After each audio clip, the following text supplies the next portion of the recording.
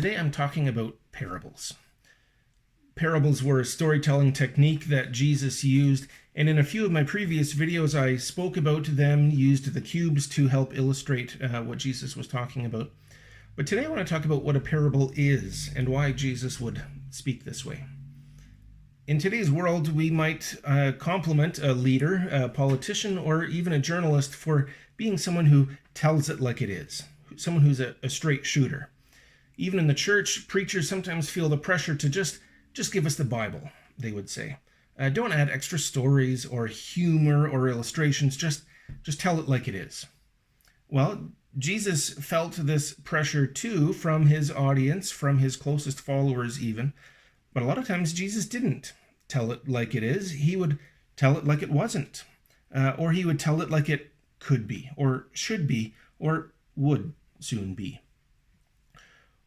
Well, the word that we translate from Greek to English as parable is parabole. Now that's pretty similar to a mathematical term, and so I thought I would demonstrate that with the cubes today. If we imagine that this row of squares here is the y-axis, and this point here is the origin. So if you're not familiar with mathematical terms, that's the point where x and y both equal 0. Now, a parabola in math is the line that's drawn by the equation y equals x squared. And so I can sort of draw that here. 0 squared is 0, so that point works. The next point on the curve is here. 1 squared is 1, negative 1 squared is also 1. So those guys are there.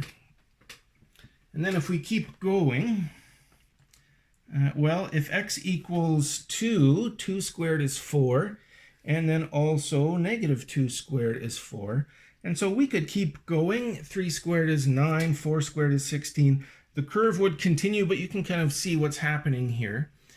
To parabole in Greek is to set things against each other. And so you can see that in this curve, this side is set against this side. In battle, you might say that we have set our ship's parabole against our enemy's ships. So when Jesus teaches using a parable, then he is setting something that the people know against something that they don't know or that he wants them to know. A parabole. A farther illustration of this I thought might be helpful. If we stop with the mathematical thing and just draw a picture here, I can add a few more cubes, and you can see if you can figure out what it is that I'm drawing.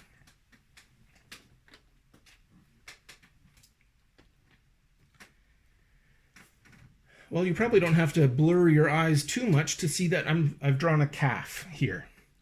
That this is the orange colored fur, and here are the eyes.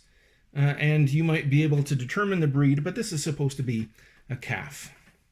Now, what if I turn it upside down?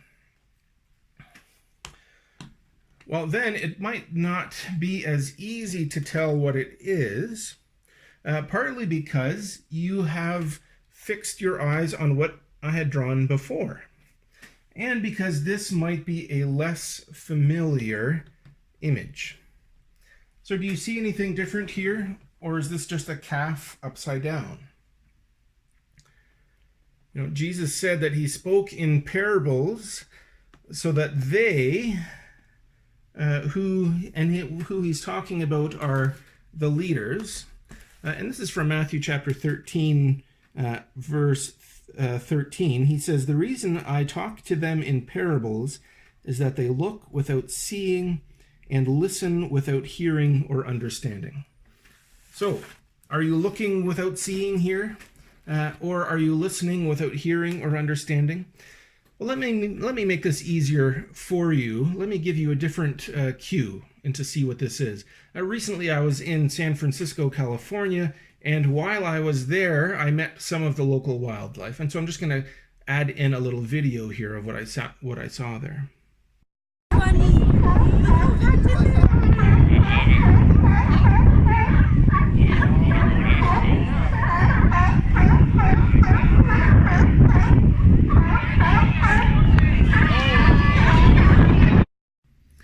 So, do you see it now?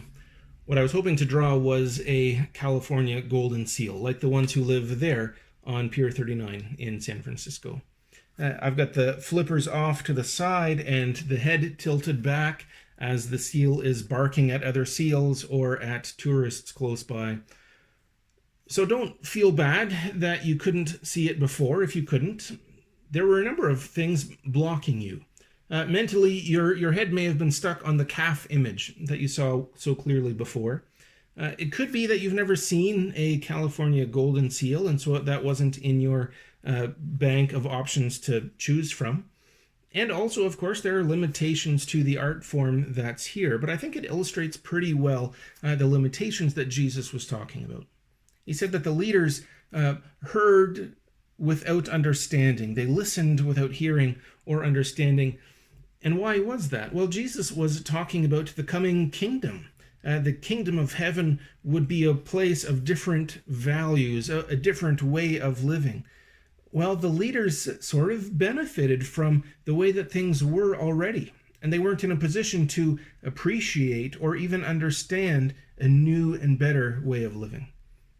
So for us to understand deeper truths, for us to understand these stories, we have to put ourselves in a position where we want a new kingdom, where we will benefit from a change in the way that things are.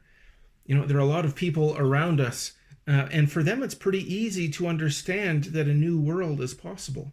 Those are the people who are suffering in this world, suffering from the way that things are. The followers that drew themselves close to Jesus, they could understand that the kingdom was a better place because the current world that they lived in wasn't great for them. Jesus said that his followers had a gift, that they could understand what Jesus was talking about, and the leaders didn't have that gift. Do we have that gift? We have to put ourselves in a position to understand by sympathizing with the people who are calling for a new world. And when we do that, then we will inherit the gift that Jesus was talking about. Thanks for listening.